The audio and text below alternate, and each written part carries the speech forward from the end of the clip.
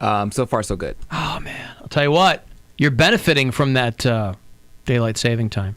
Man, I'm just a shut-in now. Now that I'm on my diet, I don't go out to eat because I don't know exactly what is on my diet and what's not. Mm-hmm. And then I can't drink, so I don't go out and do that. I don't socialize really. So if they don't come to my house and sit in my hot tub and watch TV, then I don't do anything. You watch TV in the hot tub, or you mean sit in the hot tub, watch TV? We have a TV, too, out there. You have a TV out by the hot tub? Mm-hmm. Is the hot tub in an enclosure, or is it out in the open, like on the TV is in an enclosure, but the hot tub is out. Out in the open. Mm-hmm. Yeah. Goons. All right. Cleveland, by the way, say what you want, but strike the right chords when you need to. Cleveland has earned a perfect score for LGBTQ inclusiveness. Good job, guys. On the national scorecard from the Human Rights Campaign. One of the top cities in the country, scoring it a full 100 out of 100. Honestly, Cleveland is... I can't even believe I'm saying this, but I'm not afraid to hold a boyfriend's hand walking in Cleveland, in some places I've been. Where have you been that made you worried? Like Charleston. Oh, yeah. Okay. Charleston, I was there, and it was gay weekend, and I'm like, it's still the South. So I was scared about that. Toronto, I had no problem at all. But Cleveland, I've been all around. I've been on the east side holding hands, west side holding hands, and I've never really had a problem. No one's shouted anything at me. No one's giving me stares. No one really cares, at all. 88 cities around the country earned the 100 designation. So, it's still good to have. You want as many as possible, so I can't be mad that we're not. Where's the best cities for straight people, Alan? Yeah, where the straight pride parades happen. I guess we're... Alabama. I guess wherever the straight pride, yeah. Cleveland's Cleveland's original score is a 94 because it lost 6 points. Scored 0 out of 6 on transgender health benefits. I would imagine most cities are probably struggling with that, but they made up by scoring bonus points for having openly LGBTQ leaders and offering benefits to city employees' domestic partners. Yep. Nobody cares, and I really like that. What were you going to say? I was in, it was the second to last show of my run. I was in Fargo. No, not Fargo. Bismarck. Bismarck. All right. Bismarck, so many North fantastic Dakota. North Dakotan cities to choose from. So now, I didn't realize how... I don't know what the right word is. There's no people there in North Dakota. There's it's one of the first states I've driven through where sparse. I almost said vast, and that's not what it is. It's big and sparse. Yes. Sparsely populated. Sparsely populated, because we hit Fargo, and then it was about 3.5 hours to Bismarck, and there were nothing. You literally saw nothing. Yeah. So we're in Bismarck, and it's the second to last show of the run. I had to do an hour. I am 50 minutes into my hour set, and I did a joke that alluded to abortion. And I had been killing the entire time. I was doing very, very well. And now you're ramping up to really killing. And right. Well, and then it was as soon as I even alluded to it, the tag on the joke is, I'm talking about mom jeans. And I'm like, I'm not going to wear mom jeans because I've spent thousands of dollars to make sure that I never become a mother. Normally gets a pretty good laugh. Not even an abortion joke, just a birth control joke. That joke is about birth control. I've spent $13 a month for 20 years, whatever. So, and it was sucked all the air out of the room. Everybody got super awkward, and I kind of looked around. Was it an older crowd? It wasn't necessarily older. They were on board for everything else I talked about. It didn't matter what the topic was, but this one thing they got super weird about. And I was like, oh, I'm sorry. Does that make you guys uncomfortable? Like that? And one lady just goes, yep. And I was like, well, maybe it'll ease your mind to know that I actually have carried 2 pregnancies to termination.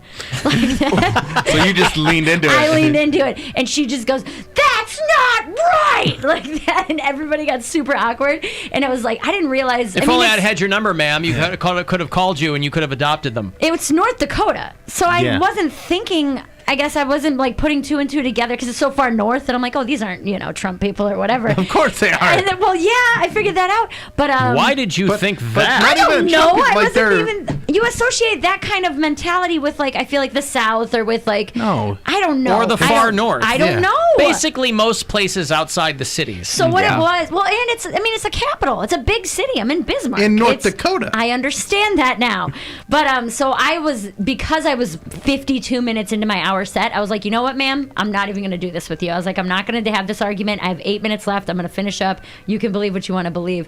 And then when I got off stage, this girl was at the merch table, 2 very young, cute girls. They followed me on Instagram. And as the lady was walking by and like gave me a stink eye, one of the cute young girls goes, "I love abortions." What? Because the lady was just so huffing and puffing and aggravated and everything. She had such a problem with like that thought. Not even a joke about abortions. No. It's about birth control. It's about But birth did the control. crowd laugh? The rest of the crowd was in like, well, it was like I'm talking about for the rest of your 8 minutes. yeah, like the rest of the after 8 minutes, I got him back on board, and I actually was able to call back to it in my closing joke. I have a joke about a show going really, really wrong, and at one point I was like, all the energy was sucked out of the room. I was like, kind of like when that lady yelled at me about abortions, and it like kind of came back. But for those couple seconds when they were all really awkward, and then I leaned into it with the second line, I don't know why I didn't think that North Dakota would be a Republican state. I don't know. I don't know enough about it, I guess, but I was like, that's not right. She was so mad at me. It's guns and trucks and oil. I get like, that that's what, now. And farms. But when I was up there, I was like, Bismarck has 79,000 people in it. That's a lot of people. For North Dakota. Yeah. It'd be a lot more if it weren't for abortion. I just thought it caught me off guard because they were loving everything I was doing so much that was and I'm not a political comic either, but that when they did that and they all pulled back and then I leaned in harder, half the people laughed when I leaned in harder, and then she was, "That's not right." Hey, like better at minute 50 than minute 10. That's what I said. I was like, and that's a joke I put kind of anywhere in my set. I just happened to do it later in the set this time.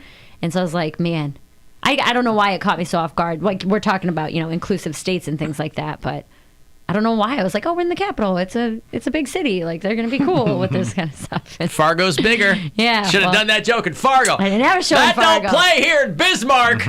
You take it to the big city like Fargo. You talk to city folk. We in Bismarck. She was not happy. We're named after a warmonger German. That kind of stuff doesn't work around here. I thought Cleveland didn't have a skyline. Bismarck has like one tall tower. It's little, yeah. And they have like an apartment complex, and that's their skyline. What's funny is that those shows are always the best shows. Like, there was 300 people there. Like, it was because there's nothing else to do. Exactly, they had nothing else to do, and come out and get mad at me about one joke. That's how I made my living for many years. They're trying to get out. I think I've been in that room too. Yeah. No, this one's new. This one's an event center. It's like I've been in Bismarck before. Yeah, I opened up riffing about how every 30-year-old bitch in there wanted to get married in that exact room, and I was surprised they weren't drinking out of mason jars. And then I swear on my life, 7 couples at the show had been married in that venue, because it looks exactly like off Pinterest, and I'm sure it's affordable or whatever. But people are happy. There's something fun to do. They're trying to get out of the house from all those kids they didn't abort. Yes, right, exactly. Like, well, because I was if it would have happened at minute 10, I would have asked her more questions. I'd have been like, you don't think it's your choice to do what you want to do with your body, that you have to be told? And I wanted to open that like line of communication and see what she actually thought, but I'm like, I'm not derailing my set with I was going to say, you don't want to turn it into a TED Talk. That was the other thing, but I'm also like, I'm done. I have one more joke. This is the end of the set. We're not doing this right now. Yeah. But it did definitely catch me off guard. I don't know why I thought North Dakota would have been more understanding. I don't know what you did North Dakota. Yeah, you know. Well, I mean, listen, there are progressive pockets anywhere. Right. Yeah. Probably more likely to find them maybe in Fargo than because isn't there there's a college near Fargo or something? There's a college near Fargo, and then there's University of North Dakota in Grand Forks. Yes. I don't know. About an hour north of Fargo. But that, like, Poundcake, you were saying there's some cities Moorhead, where... Minnesota is right over the border. Yes. Yeah! And that's University of Minnesota. Yeah. You were saying there's cities where you're uncomfortable to, like, hold a boyfriend's hand. And I guess, especially for people who come to comedy shows, you're not normally uncomfortable to talk about those kind of things. It's uncomfortable for me to hold a boyfriend's hand in any city I'm in. Is it? Yeah, I don't like it. Bill likes to keep it on the DL. Yeah. Like in Boys Town, I felt comfortable, but like as soon as we got out of Boys Town, we started having like dinner in downtown Chicago. I was like, nope. Really? In Chicago? Well, I can get shanked for anything, so I just didn't want to add anything. I didn't want to add anything to it. That's as ridiculous as you thinking that Bismarck was going to be a bastion of progressivism. He thought people were going to give him a hard time for holding a guy's hand in downtown Chicago. I didn't think a woman was going to yell at me saying that I wasn't right for making a joke about abortion. That's not what I thought was going to happen. She didn't get up and walk out. She didn't get up and walk out. Because I even said, I was like, I'm not. I even addressed that and said, I'm not doing this with you. If you want to talk after, I have 8 minutes left. Like, I'm not.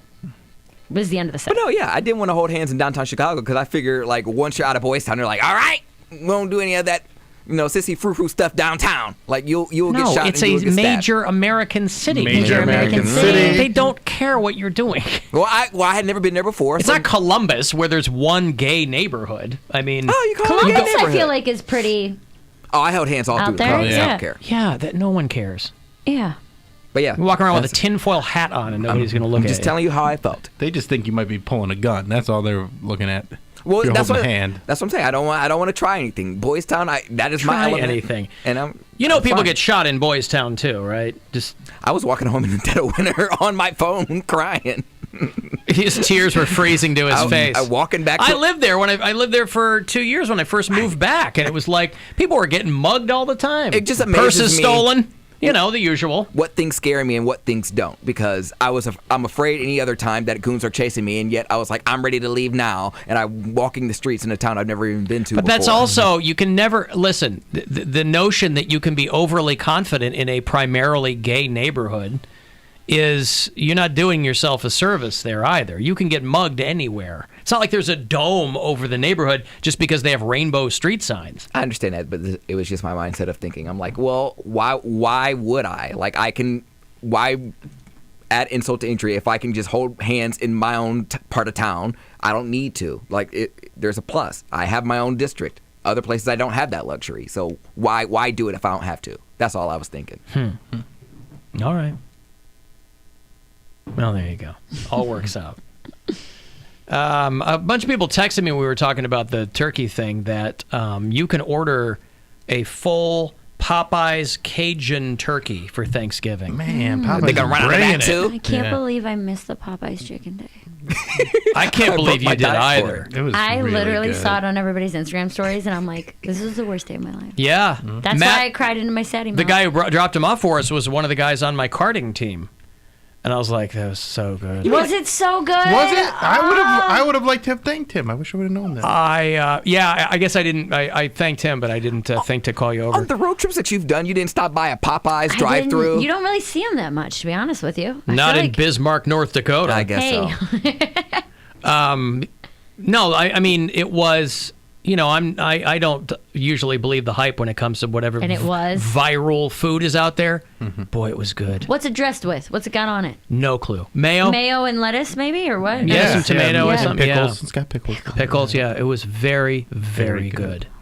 Very good. Big old fat piece. Yeah, you honestly don't. You can have the burger and nothing else, honestly. I mean, the sandwich was a meal in itself. It was a lot. You mean the chicken? Yeah, the chicken. The chicken sandwich was a meal in itself. He's saying you don't need any sides. Because he said you can have the burger. I mean, I didn't know if he was talking about something else. He meant the sandwich. I think he means the sandwich. Sorry. Yeah, it was very, very good. Yeah. I would not stand in line for it. Did you eat the whole thing? I probably. I surprised myself. I'm surprised you. You seem like you'd eat a bite and be like, oh, fine. That is exactly what I planned on doing. You would take a bite and do the Alan, okay, like that. That's precise. I surprised myself. I was fully prepared to do that, but I housed that thing. I gotta get one. Yeah. Yeah, I would wait, 15, 20 minutes. I wouldn't wait an hour, 3 hours, but it's worth a 15-minute wait. I've waited longer for Chick-fil-A. And if I can give a little props, Bill has kept his office pretty clean since I left. His side of the office that I cleaned before I left, it's nice. I was fully mentally preparing myself to come back to a disaster zone. In 10 days, you thought it was going to be back to what it was before? I thought, no, not back to what it was before, but I thought that it was going to be... Bad? Yeah. It was just not going to be well kept. After he suckered you into cleaning it? You thought it was going to be all messy again? He didn't sucker me into do that. If you need whatever gets you through the night. Yeah, that's what makes it Don't so sit over great. there. Okay, but you also shouldn't sit there and be like, yeah, I totally manipulated you, because that makes me not want to be your friend anymore. I didn't manipulate you. You smug face. I almost swore right there. It makes me not want to be your friend anymore. It does. That's right. Either way, thank you for keeping it clean. Thank you for cleaning it. You're welcome. I had actually, if I can be totally honest with you, I had planned our fight when I was driving back. Wow. This is what you do when you're bored, though. Oh, when you're bored on the road, everybody's done that, where you've planned a fight with somebody before it even happens. I would listen to podcasts and stuff like this, and I'm like, okay, if I was a guest on this show, or if I was in this conversation, like, this is what I would have said. Conversation. I was driving I've done that, back. like I planned like the fight or the argument that I'm going to have with my fight. with my wife when I'm get home. Like, this is what we're going to argue about, and this is what I'm going to say. This I'm gonna what make he's gonna jokes say about, back. and I'd always run bits by her that I thought of while I was driving, and she'd be like, "What point did you think of this bit?" Because if it's early in the trip, they're usually okay, but if it's like your delirious drive home, she's like, "This makes no sense whatsoever." I texted myself on the way home, like, you must really hate a song to skip it on a 16-hour road trip. That was one of those. But I planned the fight with Bill. I planned the fight of me getting back here. Do you want to just do it? If your desk was, or do you want me to tell you what I thought would happen? No. Let's do the fight. Okay. You come back. The desk is messy. The desk is a mess, and I Super come mess. back. Yeah. Okay. What the hell, dude? I just cleaned this 10 days ago.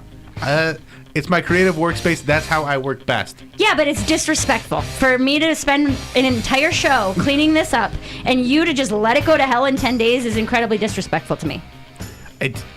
I didn't ask you to clean it up. You cleaned it up. You did ask me You to realize clean it up. he didn't practice this fight, so he's winging it here. He's got nothing. He's like, how do I respond to this psycho right now? Oh, you think that's disrespectful? You know how disrespectful it is to get an abortion? Disrespectful. That's one good adjective I for was it. coming in to just yell at you and tell you how disrespectful it was, and that you don't appreciate me as a friend, Wait, and so all the he nice should things that I do for you. He should keep it clean out of respect for you? Out of respect for my 5-hour time I guess it was 10-minute breaks, but it took me the whole show. It took me like 2 hours to do that. Yeah. Not appreciating that and letting it all go to hell is, I think, disrespectful. Just because, listen, people clean things up for me all the time doesn't mean I don't appreciate them. It just means it does I need mean somebody. You don't appreciate no, it. because that's if you not who I. appreciated it, you would keep it like it's supposed to be. That's not true because I don't keep things in order like that. So why would you expect me to all of a sudden be able to change who I am as a person? Well, I'm never going to do anything for you ever. I thought that the kindness of it was doing it with no expectations. Of it to stay neat is the only expectation. I didn't expect to be thanked. I didn't expect him to give me anything. I didn't expect anything like that. I expected just keep it not an eyesore for the community. Understood. For the community. For the community. To the community of our office. The community happened to like my creative workspace. They did. Not one person. When I was posting the videos, like the before and after, everyone's like, that is disgusting. Thank you so much. You cleared my anxiety of this mess. But I did. I had a full... I had plenty of people that are like, oh, I'm also a piler. So you and your pile pals. Yeah. Pile style. Yeah. Hashtag pile style. Bill Squire's pile pals. More importantly, before I go to break, should I add mindset of thinking to the Poundcake glossary? Yes. Okay. he's Poundcake, your thoughts? What's your mindset of thinking? That was about my mindset of thinking at the time. All right. I mean, that's a very good one because that almost sounds like a real thing. I know. I was like, wait a second. I need to break this down. It sounds like if he ever writes a self-help book. Yeah, mindset. You already got the name. Nature of the Knock, mindset of thinking. It's got like a whole C.S. Lewis series setting up here. I That's forgot right. about Nature of the Knock. The Lion, the Bitch, and the Wardrobe. The lion bitch of the wardrobe. Yeah.